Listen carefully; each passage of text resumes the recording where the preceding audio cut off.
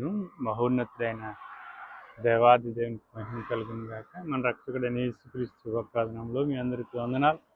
ప్రస్తుతం మీరు చూస్తున్నది అయ్యలోను లోయ అనబడిన లోయని చూస్తూ ఉన్నారనమాట. ఇస్రాయిల్లో సెకండ్ బిగ్గెస్ట్ వ్యాలీ ఇది. అయితే దీని ప్రాముఖ్యత ఏంటంటే, యెహోషువ తన యొద్దకు వచ్చిన వారికి మాట ఇచ్చినందుకు దేవునికి ప్రార్థన చేస్తాడు. ఏమని అని అంటే, చంద్రుడా నువ్వు అయ్యాలోను లోయలో ఆగిపో, సూర్యుడా నువ్వు గిబియాలో ఆగిపో అని ప్రార్థన చేస్తాడు. యెహోషువ గ్రంథం 10వ అధ్యాయం 12వ వచనంలో ఎక్కడైతే యెహోషువ ప్రార్థించినప్పుడు చంద్రుడు ఆగిపోయాడో ఇదే మీరు చూస్తున్నటువంటి అయ్యలోను లోయ.